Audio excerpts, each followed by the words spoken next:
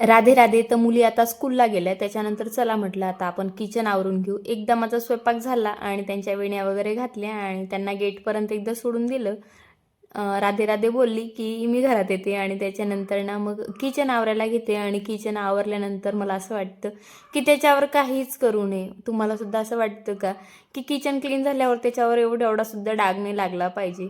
आणि मला ही रोजचीच सवय झालेली आहे की डब्यांना सुद्धा कपडा मारायची बरं का. त्याच्याने काय असतं माहिती आहे का, किचन हे व्यवस्थित दिसतं. आणि त्याच्यानंतर म्हटलं चला आता फ्रीजमध्ये सुद्धा ना एवढा भाजीपाला काय नव्हता, तर व्यवस्थित थोडंफार क्लीन करून घ्यावं. त्याच्यानंतर हॉलमध्ये आली तर हा राडा कुठून येतो काय माहिती रोज रोज. मी बसल्यावर तर कुशन जे आहे ना ते इकडं सुद्धा होत नाही, तिकडं सुद्धा होत नाही. पण दुसरं कोणी बसलं की ते कसं काय खाली येतात काय माहिती.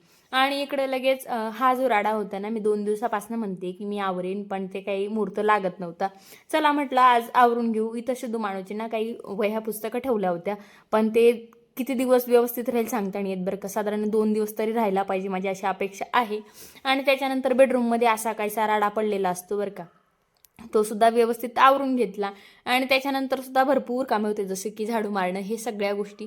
आता खालचा झाडू मारला होता बरं का, आणि मगच वरती आली होती. मग सुरुवातीला लगेच गॅलरी झाडून घेतली आणि इकडे लगेच बेडकवर वगैरे सगळं व्यवस्थित झटकून लावून देते. आणि जे समाधान असतं ना आवरल्यानंतरचं, ते खरंच खूप भारी असतं.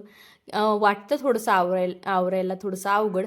आणि लगेच ना मी कपडे धुवायला सुद्धा लागले. आणि हे माझं ना शेवटचे 2 कामं असतात, ते म्हणजे एक तर कपडे धुण्याचं आणि दुसरं म्हणजे फरशी पुसण्याचं.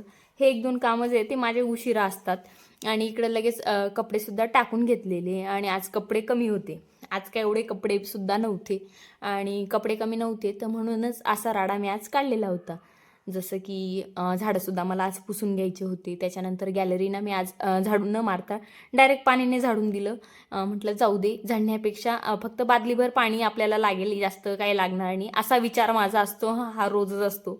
आणि त्याच्यानंतर ना झाडांखाली सुद्धा धूळ झाली होती, तर म्हटलं ते सुद्धा क्लीन करून घ्यावं. आणि हे झाडायचं आहे ते मी रोज त्याच्या खाली पुसत वगैरे नाही, साधारण 2-3 दिवसात किंवा 8 दिवसात हे काढत असते मी.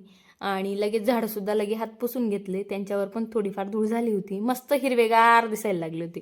त्याच्यानंतर ना इथं थोडंसं मी आरती लावते ना, तर इथं खूप चिगट झालेलं होतं आणि त्याच्यावर धूळ पडली तर ते काही व्यवस्थित दिसत नाही. आणि आज होती एकादशी, त्याच्यामुळे मस्त अशी रांगोळी काढून घेतली.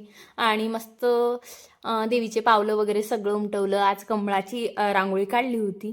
आणि तुम्हाला माझे मिनी ब्लॉग कसे वाटतात कमेंट करून नक्की सांगा. नवीन असेल तर सबस्क्राईब करायला विसरू नका. इथं एंड करते.